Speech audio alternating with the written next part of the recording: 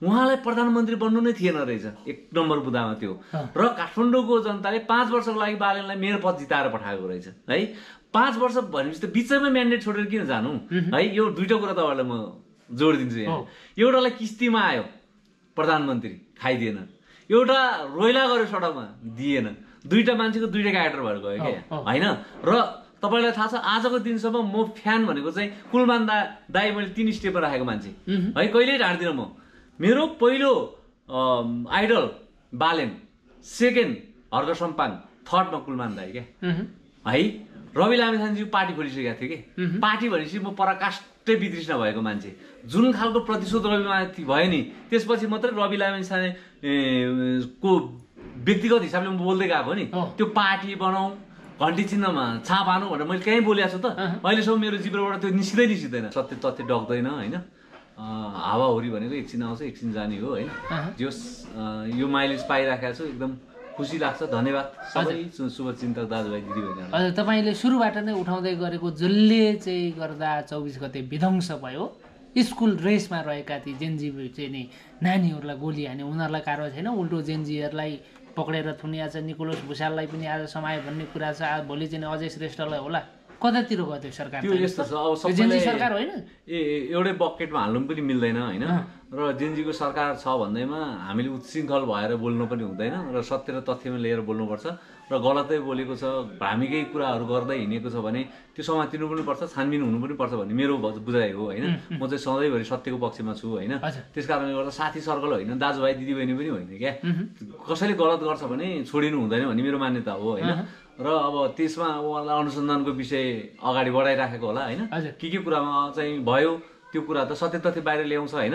र अझै श्रेष्ठलाई पनि अनुसन्धान गर्नु छ भने च्याप्प समातेर गरे हुन्छ क्या होइन। र कसलाई चाहिँ चरित्र हत्या गरेको छु मैले होइन, र राज्य पक्षको सुरक्षा अङ्गहरूलाई होइन कहाँनिर के बोलेको छु त्यो कुराहरूमा पनि अनुसन्धान गर्दा हुन्छ है। तपाईँको पनि नाम सिआइबीतिर पोलियो भन्ने कुरा मैले सुनेको भर्खरै त्यहाँ भाइले चाहिँ भन्दै थियो तपाईँको पनि नाम परेको छ अरे भन्ने कुरा भएको थियो होइन। मलाई त्यो केही पनि ऊ छैन होइन, मलाई त्यसको गुनासो छैन होइन। तर पनि एउटा कुरा चाहिँ के हो भने अब यस्तै खालको मात्रै समात्दै हिँड्ने हो कि होइन, जो जेनजीलाई ब्ल्याङ 5वटा छातीमा गोली हान्ने, टाउकोमा गोली हान्ने, हस्पिटल लग्यो बाँच्नै नसक्ने होइन। र यहाँ त यस्तो खालको चाहिँ बुलेट हानिएको रहेछ कि त्यो मान्छे बुलेट लागेपछि बाँच्न निकै गाह्रो पर्ने कि। जीवन बाँचे पनि मरणभन्दा कम छैन क्या त्यो जसलाई गोली लागेको छ नि, त्यसले एकदम टर्चर जीवन भयो कि उहाँहरूको लागि चाहिँ होइन। त्यो त जसलाई पर्छ उसलाई थाहा हुन्छ हेर्नुहोस् होइन। त्यो घाइतेलाई जसलाई गोली लागेको छ त्यो सरुवाहरू अझै बाँकी छ, गोली बाँकी छ नि, त्यो यस्तो क्रिटिकल ठाउँमा लागेको छ त्यो न झिक्न मिल्छ न त्यहाँ राख्न मिल्छ। यता छुँदा पनि झसङ्ग छुने, उता छुँदा एकदम पीडादायक हिसाबले उहाँहरू बस्नु भएको छ होइन। त्यो हान्ने मान्छेलाई चाहिँ साँच्चीकै अहिले यसरी खुल्लिए आम छोड्दाखेरि चाहिँ नि एक किसिमको नेपालीमा एकदम ठुलो पीडा आएको छ होइन। तर हामीले के भनेको छ भने कमसेकम कानुनी राज्य हो होइन, र जेनजीको सरकार छ अहिले होइन, र जेनजीले बनाएको सरकार छ भनेपछि अलिकति राम्रो अध्ययन गरिराखे होला। अब अध्ययन कतिसम्म गर्ने हो, कहिलेसम्म लाग्ने भन्ने कुरा मात्रै हो होइन। अब यसको टाइमलाइन लगभग सकिसकेको छ होइन। र सुदन गुरुङले एउटा मैले बिहान स्टाटस पनि हेरेको थिएँ मैले होइन। सुदन गुरुङले अब मेरो नबोल्ने मौन धारण भनेको 4-5 दिन मात्रै छ, त्यसपछि छैन भनेको छ। अब सबैले सपोर्ट गर्नुपर्छ होइन। यदि 4-5 दिनमा पनि त्यस्तो खालको चाहिँ हत्याराहरूलाई कारवाही हुँदैन भनेदेखि होइन, र यो भ्रष्टाचारीहरूलाई कारवाही हुँदैन भने फेरि एकचोटि सबैजना सडकमा आएर चाहिँ हामीले जोरदार खबरदारी चाहिँ गर्नुपर्छ है होइन। अब चाहिँ साराका सारा लुट्ने एउटा चप्पल चोर्नेलाई सम्म चाहिँ पक्रेर खोरमा हालिसक्यो सरकारले।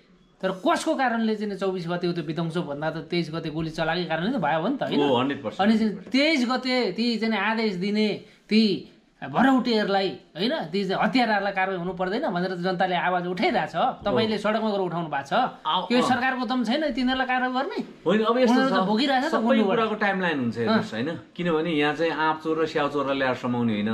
आज समय भोलिपल्ट छोड्दा त्यसको अर्थ पनि हुँदैन होइन। उहाँहरूले पनि एउटा अध्ययन गर्नुपर्छ होइन। कानुनी राज्यमा भएपछि कानुनी हिसाबले जानु पर्यो अगाडि होइन। त्यस कारणले गर्दाखेरि हामीले पनि हतार गरेनौँ है। एक दिन 4 घण्टा 5 घण्टा गृहमन्त्रीसँग म पनि बसेकै मान्छे हो, जुन रेड च्याप्टरलाई लिएर जाँदाखेरि हामी त्यहाँ बसेर वार्ता पनि गरेका थियौँ। हामीले 5 घण्टा उहाँलाई होल्ड गरिदिँदाखेरि प्रधानमन्त्रीसँग भेट्ने महत्त्वपूर्ण मिटिङ पनि उहाँको गुमेको थियो क्या। त्यस कारणले त्यो त गल्तीको महसुस हामीले पनि गर्नुपर्छ। गृहमन्त्री जस्तो एउटा संवेदनशील ठाउँमा रहेर उहाँलाई चाहिँ यसरी ब्लक गर्नु हुँदैन, काम गर्नु दिनुपर्छ भनेर हामी त्यहाँबाट आयौँ। त्यो दिनदेखि कहिले पनि हामी मजै गएन क्या। भनेको अर्थात् उहाँले जुन मागेको टाइम थियो नि त, अलिकति टाइम लाग्छ, त्यो अवधि अब लगभग नजिक आइसकेको छ नि त। त्यस कारणले गर्दाखेरि अब उहाँहरूले पनि यहाँबाट चाहिँ हुनु सकेन, काम गर्नु सकेन भने चाहिँ उहाँहरूले नैतिकताको आधारमा भए पनि होइन, र उहाँहरूले खुट्टा कमाएकै हो भन्नु पर्दैन हामीबाट यो काम भएन होइन, र तपाईँहरू को काम गर्न सक्नुहुन्छ त भनेर उहाँहरूले चाहिँ छोड्नुपर्छ त्यो गृहमन्त्रीको सिट पनि होइन। प्रधानमन्त्रीको सिट छोड्नु पर्ला होइन। जो अब यसमा आउँदाखेरि कुलमान दाईको कुरा गर्छु म, अलिकति जोड्नु मन लाग्यो होइन। र कुलमान दाईको चाहिँ अहिले एकदम हाई छ होइन, किनभने जनता पटक्कै निराश छैन कुलमान दाईदेखि चाहिँ। साँच्चीकै कुलमान दाई जस्तो मान्छे पो देशको लागि प्रधानमन्त्री भन्नुहोस् त। मैले त जहिले पनि एउटै कुरा गर्ने हो नि, उहाँहरू भनेको चाहिँ गफ गर्न आएको मान्छे होइन क्या। हिजो गफ गरेर बत्ती 18 घण्टाको लोड सेडिङ मुक्त बनाएको होइन क्या, काम गरेर सिस्टम बनाएर आएको मान्छे हो उहाँ। त्यस कारणले गर्दा अहिले पनि हेर्नुहोस् त, उहाँ फोहोरको डङ्गुरमा छ, उहाँ कहिले चाहिँ पुग्नु भएको छ इलामतिर होइन, कहिले तातो पानीको त्यो भिरतिर पुग्नु भएको छ। एउटा 3 मन्त्रालय सम्हालेर बसेको मान्छेले त सल्लाहकारलाई पठाए भइहाल्थ्यो नि। अब त घरमा मन्त्रालयमा बस्दा पनि हुन्थ्यो, त लाग्छ उहाँलाई निन्द्रै लाग्दैन क्या। यो देशको एकदम चिन्तित गर्ने मान्छे, देशलाई हृदयमा राखेर सजाउनु खोज्ने मान्छे भनेको चाहिँ कुलमान दाई चाहिँ। उहाँहरू मिलेर अब सुमना श्रेष्ठ बालेनहरूसँग सुगन्धहरूसँग मिलेर उहाँहरूले पार्टी खोल्दै हुनुहुन्छ भन्ने कुरा आयो। के हो त वास्तविकता? तपाईँले पनि भेट्नु भएको छ, तपाईँलाई थाहा छ सबै कुरा। तपाईँलाई एउटा कुरा के रहेछ भनेदेखि नि, एकजना कुमार बेन सरलाई मैले भेटेको थिएँ कि होइन, जीवनमा न बालेनलाई मैले भेटेको छु न कहिले। मलाई इम्पोर्टेन्ट पऱ्यो नि त, राज्य अलिकति क्रिटिकल अवस्थामा गयो, विषम परिस्थितिमा गयो होइन, राज्यलाई बनाउनु पर्छ भनेर हामी पनि सडकमा उफ्रेकै छौँ होइन। त्यो अवस्था पनि आयो होइन। अब मलाई चाहियो नि त कुमार बेन पनि, बालेन टिम पनि मलाई चाहियो। अब म खोज्दै जाने क्या, खोज्दै उहाँको घरसम्म मैले पुगेँ क्या। पुगेपछि उहाँसँग मैले गफ गरेँ क्या। भनेपछि जुन हिसाबले बालेनप्रति लगाएको आरोप छ नि, त्यो भ्रम चाहिँ मैले त्यहाँबाट चिरेर आएँ होइन। र पछिल्लोचोटिमा मैले बालेनको तपाईँले इन्टरभ्यू हेर्नुभयो भने कुनै पनि इन्टरभ्यूमा मेरो त्यस्तो मैले खनिएको छैन क्या। किनभने मान्छे भएपछि बुझाएपछि त मान्छे हुनु सिक्नु पर्यो नि त होइन। म त घाँस खाने, म त होइन होइन। मैले बुझेँ उहाँलाई के रहेछ भने, उहाँ काठमाडौँको लागि चाहिँ 10 वर्ष अध्ययन गरेको रहेछ मेयरको लागि भनेपछि। उहाँले काठमाडौँको मेयरको लागि मात्र उहाँले डिग्री गरेर रहेछ क्या। भने मतलब मेयरको लागि उसले अध्ययन गरेर रहेछ भने उहाँलाई प्रधानमन्त्री बन्नु नै थिएन रहेछ, 1 नम्बर बुदामा त्यो। र काठमाडौँको जनताले 5 वर्षको लागि बालेनलाई मेयर पद जिताएर पठाएको रहेछ है। 5 वर्ष भनेपछि त बिचैमा म्यान्डेट छोडेर किन जानु है। यो दुईटा कुरा तपाईँलाई म जोडिदिन्छु यहाँ। एउटालाई किस्तीमा आयो प्रधानमन्त्री, खाइदिएन। एउटा रोइला गऱ्यो सडकमा, दिएन। दुईटा मान्छेको दुईटा क्यारेक्टर भएर गयो क्या होइन। र तपाईँलाई थाहा छ आजको दिनसम्म म फ्यान भनेको चाहिँ कुलमान दाई मैले 3 स्टेपमा राखेको मान्छे है, कहिल्यै ढाड्दिनँ म। मेरो पहिलो आइडल बालेन, सेकेन्ड हर्क सम्पाङ, थर्डमा कुलमान दाई क्या है। रवि लामिछानेज्यू पार्टी खोलिसकेको थियो कि, पार्टी भनेपछि म पराकाष्ठै वितृष्ण भएको मान्छे।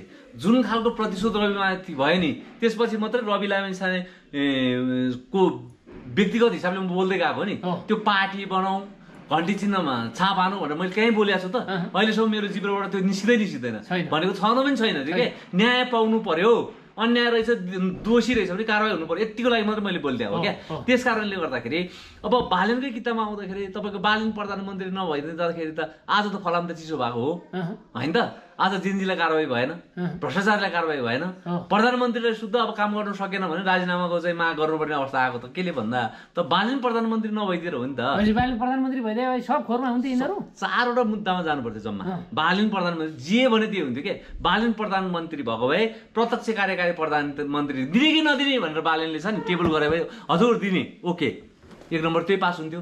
भ्रष्टाचारीलाई कारवाही गर्ने कि नगर्ने त्यो त महत्त्वपूर्ण विषय, 2 नम्बर त्यही हुन्थ्यो। मृतकलाई कसरी चाहिँ तपाईँको चाहिँ मृतकको परिवारलाई चाहिँ राहत दिएर उहाँलाई सन्तुष्टि बनाउने त्यो पनि हुन्थ्यो, घाइतेलाई पनि हुन्थ्यो। त्यो सबै ती समग्रमा जोडिने कुराहरू हो नि त होइन।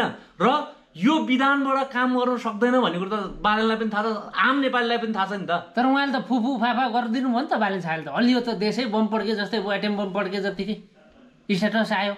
अनि फेरि तपाईँले त्यहाँको कुरा ल्याएर यहाँ जोडिदिनु भयो, मेरो फिलिङ्स नै फेरि अन्तै गयो क्या, भाँडियो क्या। किनभने हामीले बोल्दाखेरि चाहिँ एउटा लाइन समाउनुपर्छ क्या होइन। भनेको मतलब त्यो कुरामा बालेनले 1, 2, 3 यो संविधानमा रहेर काम गर्नु सक्दैन।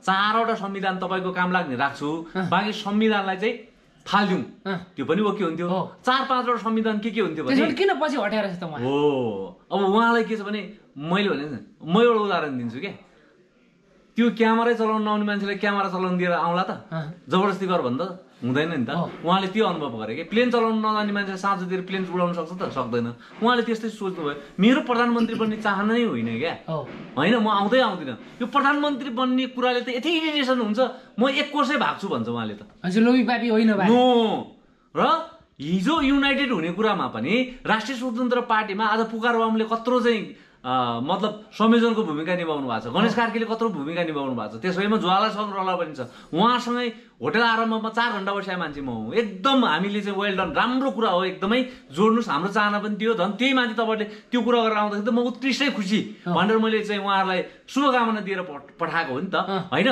भनेको अर्थ के भयो भने अहिले अब बालेनबाट ओके त्यही कुरा आयो नि बालेनबाट मलाई प्रधानमन्त्री बन्नु छैन तपाईँको पार्टीको अध्यक्ष पनि बन्नु छैन मेरो तपाईँलाई सपोर्ट भनेको पुरै सपोर्ट हो